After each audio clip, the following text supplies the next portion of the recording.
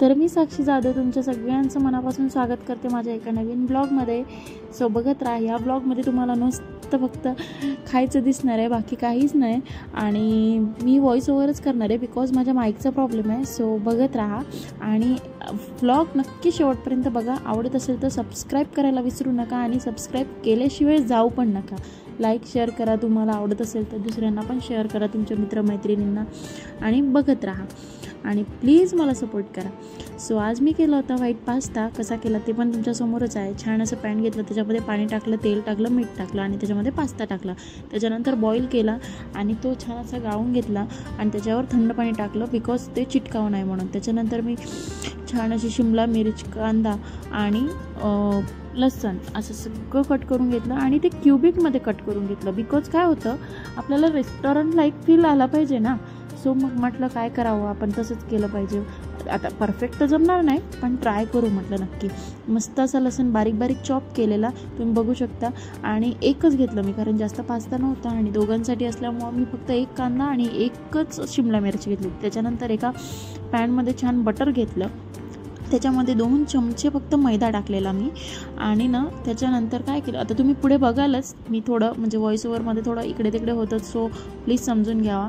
आणि तुमच्या क्वांटिटीनुसार तुम्ही व्हाईट सॉस जेव्हा बनवता ना तुम्ही, तर कसं असते ना, म्हणजे तुम्हाला जसं लागतं आहे म्हणजे काय म्हणता येईल आता त्याला, थिकनेस त्याची किती लागते तुम्हाला त्याच्यानुसार बनवू शकता तुम्ही. असा घट्ट पातळ कसा पाहिजे तुम्हाला तसं.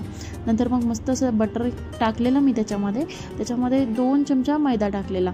आणि नंतर काय केलं, मस्त असं ढवळून घेतलं, एक छान एकजीव करून घेतलं. त्याच्यामध्ये ना थोडंसं रूम टेम्परेचरचं दूध तरी टाकलं ना आपण तरी चालते. आणि मस्त असं दूध टाकलेलं मी, तुम्ही बघा पुढे तुम्हाला दिसेल. आणि गाठी होऊ नये म्हणून व्यवस्थित असं बारीक करायचं. आणि तुम्हाला वाटत असेल ना की मैदा कमी होतं जास्त होते, तुमच्यानुसार तुम्ही असं मस्त त्याच्यामध्ये ॲड करत जावा. आणि दूधसुद्धा आपण ॲड करू शकतो. आणि थोडं थोडं आता बघू शकता तुम्ही, मी छान असं दूध ॲड करत चाललेली आहे मस्त. पण तुम्हाला खरं सांगायचं म्हटलं तर माझा एक पचका झालेला. मी तुम्हाला म्हणते की गाठी नाही झाल्या पाहिजे आणि माझ्याच गाठी झाल्या होत्या. मग मी काय केलं, एक दिमाग म्हणजे असा की म्हटलं काय होते बघूनच, म्हणून थोडंसं जेवढा मैदा होता का त्याच्यामध्ये थोडं दूध टाकलं आणि ते सगळं मिक्सरमधून असं छान ग्राइंड करून घेतलेलं होतं. आणि नंतर मग ते ओतलं पुन्हा आणि त्याच्यामध्ये पुन्हा दूध ओतलं आणि मग ते एकजीव झालं व्यवस्थित. कारण आपण तेवढं परफेक्ट नसतो आणि ते मी खूप ट्राय केलं, ते गाठी नाही झालं पाहिजे म्हणून, पण ते गाठीच होत होत्या. सो मग म्हटलं पटकन मिक्सरमधून आपण काढायला पाहिजे. त्याच्यानंतर मी सांगते तुम्हाला, 1 नंबर चीज टाकलं अमूलचं भारी एकदम. आणि 3 टाकले त्याच्यामध्ये स्लाईस अमूलच्या चीजचे.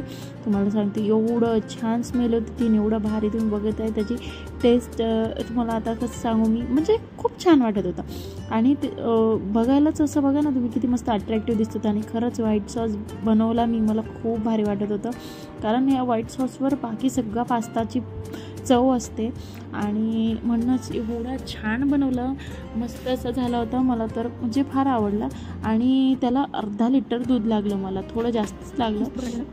नंतर एका पॅनमध्ये पुन्हा बटर घेतलं आणि त्याच्यामध्ये छान असा कांदा, लसूण आणि शिमला मिरची ॲड करून घेतली व्यवस्थित. आणि त्याच्यानंतर मग त्यांना वाफवून घेतलेलं मी. आणि तुम्ही बघा आता पुढे कसं कसं करते मी.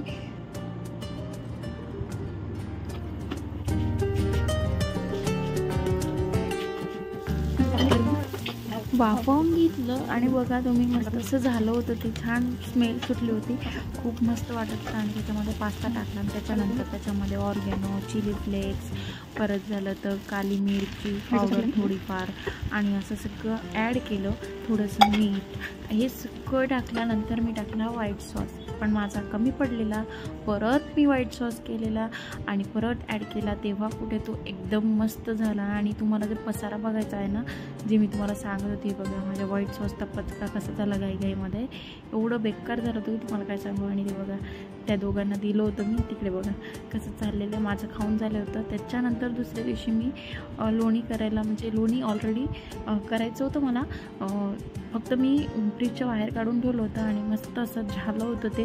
आणि तू बघा, गाईचं ना लोणी काढायला इतकं त्रासदायक आहे ना, काय सांगू. माझ्यासाठी तरी मिक्सरमध्ये होत नाही, कितीही तुम्ही करा, शेवटी रवीनंच करावं लागतं आहे. आणि मस्त असं रवीने छान घुसळून घेतलं आणि मस्त असं वर आलं आपोआपच. लोणी खूप भारी झालं होतं. आणि जेवढं लोणी आहे तेवढीच जर तूप करायचं असेल तर जेव्हाच्या तेव्हा लोणी गॅसवर ठेवायचं नाही, फ्रीजरमध्ये ठेवायचं एक रात्र तरी, आणि उघडंच ठेवायचं, त्याच्यावर झाकण ठेवायचं नाही. सो मस्त असं झाकण न ठेवता मी ठेवून दिलं. आणि दुसऱ्या दिवशी मस्त असं लोणी करायला म्हणजे घ्यायचं होतं मला, आणि तुम्हाला दाखवेल मी. त्याच्यानंतर ते निघाले औरंगाबादसाठी, जसं की मी तुम्हाला आधी पण बोलले, त्यांना जायचं होतं म्हणून ते निघाले औरंगाबादला हॉस्पिटलला जायला.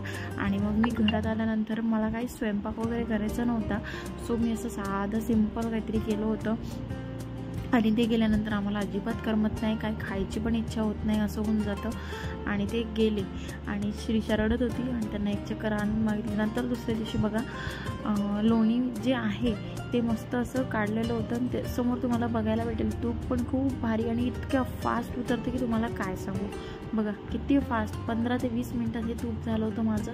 आणि इतकी छान स्मेल आली ना, म्हणजे अर्धा किलो जर लोणी असेल ना, अर्ध्या किलोला थोडं कमी तूप उतरतं, पण तेवढ्याला तेवढंच शक्यतोवर असं होतं इथे. आणि नंतर आता दुसरी रेसिपी ही झाली. दुसरी रेसिपी तुम्हाला सांगते काय केलं मी. मला करायचं होतं एक म्हणजे काय म्हणता येतं त्याला, तुरीचे दिवशी. सो तुरीच्या दिवशीसाठी मी काय केलं तर आमच्याकडे ना, आईकडे लालच तुरी हे होतात, म्हणजे काय म्हणते उत्पन्न त्याचं जास्त करून लालच तुरीचं होते. सो मग मस्त अशा तुरी मी भिजवून ठेवल्या होत्या आदल्या दिवशी. आणि नंतर मग दुसऱ्या दिवशी मला ते करायचं होतं. आणि श्रीषासाठी मी शेवग्याचा सूपसुद्धा कसा केला ते सुद्धा तुम्हाला सांगत आहे. दोन्ही मी रेसिपी मिक्स सांगणार आहे. सो प्लीज नक्की ऐका आणि छान, तुमच्याकडे पण लहान बाळ असेल त्याच्यासाठी पण उपयोगी आहे. सो मी असं शेवग्याच्या शेंगा छान अशा खेचून घेतल्या होत्या. त्याच्यानंतर त्याच्यामध्ये मस्त असं तूप टाकलं कुकरमध्ये. माझ्याकडे छोटा कुकर नाही म्हणून मोठाच त्याच्यामध्ये. नंतर मग मी जिरं टाकलं आणि नंतर मग मस्त असं त्याच्यामध्ये अद्रकसुद्धा टाकलेलं. आणि तुम्ही आता पुढे बघाच मी काय काय टाकते ते त्याच्यामध्ये. आणि लसण, परत झालं ते शेवग्याच्या शेंगा, हे सगळं छान एकजीव करून घेतलं होतं. आणि बेसिक इन्ग्रेडियंट टाकले होते, ज्यामध्ये हळद, आपलं तिखट, मीठ आणि धनापूड असं सगळं टाकून छान मस्त परतवून घेतलं. त्याच्यामध्ये पाणीसुद्धा ॲड केलं आणि मुगाची डाळ. या दोन्ही गोष्टी एवढ्या पौष्टिक आहे ना की तुम्हाला काय सांगू. आणि तुमच्याकडे पण नक्की छोटं बाळ असेल तर एकदा नक्की ट्राय करून बघा. आणि इवन त्याच्यामध्ये मी अद्रकाचा तुकडा आणि गूळसुद्धा घातलेला. खूप भारी, म्हणजे खूप भारी टेस्ट होतं. मटणापेक्षा पण खूप जबरदस्त प्रोटीन आहे याच्यामध्ये आणि हेल्दीसुद्धा. सो तुम्ही नक्की एकदा ट्राय करा, माझ्यासाठी एकदा नक्की ट्राय करून बघा. आणि खरंच तुम्हाला ब्लॉग जर आवडत असेल ना, शेवटपर्यंत बघा आणि सबस्क्राईब करायला विसरू नका मात्र, तेवढं नक्की करा. आणि बाजूलाच बेल आयकनची बटन आहे तीसुद्धा म्हणजे बेल आयकनवर पण क्लिक करा, कारण तुम्हाला माझे ब्लॉग कधी येतात ते तुम्हाला कळेल आणि नोटिफिकेशन आल्यावर तुम्ही बघू शकाल. सो नंतर मी जे तुम्हाला म्हणते ना तुरीतले दिवशी, ते हे आहे. मी गव्हाचं पीठ घेतलं, त्याच्यामध्ये मीठ, तेल, हळद आणि ना थोडं तिखट असं सगळं ॲड केलं होतं. आणि असं रोडग्याला, आपण तुमच्याकडे रोडगे करत असून तुम्हाला माहिती असेल, आणि विदर्भात म्हणतात पानगे. सो तशी पीठ असं घट्टसर मळून घेतलं होतं आणि छान असं दिव्यासारखा आकार दिला होता त्याला. आणि नंतर मग ना त्याच्यामध्ये तेल लावून मस्त असे दाबून असे गोळे केले होते. आणि माझ्या स्वतःसाठी मी 3 ते 4च केले होते, बिकॉज मला एकटीला किती लागणार होते म्हणून मी 3 ते 4 केले होते. आणि लग्नानंतर मी हे घरी पहिल्यांदाच करते आहे, कारण हे नव्हते. आणि अशा रेसिपी मला फार आवडतात, कारण कसं होते आपल्या एकटीसाठी आपण एवढं करत नाही. आणि या भागात आणि त्या भागात खूप फरक आहे, मी आता स्वतः बघत आहे. आणि माझ्याचसारखं असून तुम्ही असाल कोणी तर ते मला नक्की कमेंटमध्ये सांगा. आणि तुमच्याकडे पण ही रेसिपी करते का ते सुद्धा सांगा मला. आणि आपला फायनली हा शेवग्याचा सूप झाला होता तयार, बघू शकता तुम्ही. नंतर मग ह्या ज्या तुरी आहे तुम्हाला सांगितलं होतं मी, त्या गरम पाण्यात टाकल्या, कुकरमध्ये थोडं गरम पाणी दिलं आणि त्याच्यानंतर ते मी जे दिवशी केले होते, हे याला दिवशी म्हणतात, ते ॲड केले त्याच्यामध्ये. आणि मस्त असं कुकरमध्ये ठेवून वाफ काढून घेतलेली. आणि अशा प्रकारे मस्त असे शिजले होते बघा तुम्ही. तुरीचा कलर आणि दिवसाचा कलर पण चेंज झाला. नंतर फक्त फोडणी द्यायचं ठेवलेलं होतं. मस्त असं कांदा, टोमॅटो आणि कढीपत्ता खूप छान भारी भारी लागतो, त्याचाच फ्लेवर असतो छान. आणि जास्त टाकायचा, जास्त प्रमाणात. आणि याच्यामध्ये ना मेन म्हणजे गोड, आंबट, तिखट अशी चव आली पाहिजे.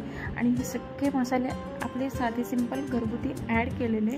आणि त्याच्यामध्ये ना लोणच्याचा खार टाकायचा, त्याने ना चवच खूप मस्त येते, असं खूप मस्त वाटते, एकदम असं म्हणजे खावंच वाटते. गोड आंबट असं चव येते, खूप मस्त. आणि तिखटसुद्धा लागतं मधात, खूप भारी.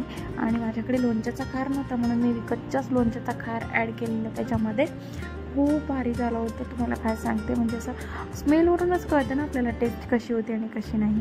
इतकं मस्त झालं होतं ना, मस्त उकळी फुटू दिली, छान कोथिंबीर ॲड केली आणि म्हणजे की सांबार ॲड केला आणि मस्त असं उकळी होऊ दिली. बघा आता समोर तुम्हाला मी शेअर पण करेल की कसं झालं म्हणून. आणि प्लीज सबस्क्राईब करा, ओके. तुरी दिवसासोबत खाण्यासाठी मी भातसुद्धा केला होता, ते मला खूप आवडते, दोन्ही मिक्स, खूप भारी. खरंच गाईज खूप मस्त झाला आहे. तुम्ही एकदा नक्की ट्राय करून बघा आणि मला नक्की सांगा की कसं वाटतं. कारण हा विदर्भात मला माहीत नाही फेमस आहे की नाही, म्हणजे पण वर्धा जिल्ह्यात तरी हे करतं, किंवा मग माझी आई तरी कुठून शिकली मला माहीत नाही, नक्की मी विचारून सांगेन. पण मला खूप आवडला हा पदार्थ आणि मी लग्नाच्या आधी खूप खात होते, त्याच्यामुळे मी तुम्हाला पण म्हणते. याला दिवशी म्हणतात, तुरीच्या दिवशी तुरीची उसळ करतो, तर त्याच्या दिवशी टाकायचे, जे की पिठाचे तुम्हाला दाखवलंच आहे मी कसं केलं आहे, काय केलं आहे. बघा श्रीषा मॅडम पण खायला. नाना खा खा, नाना खा ना, तू खा नाना. चला तर जेवण करून बोलते.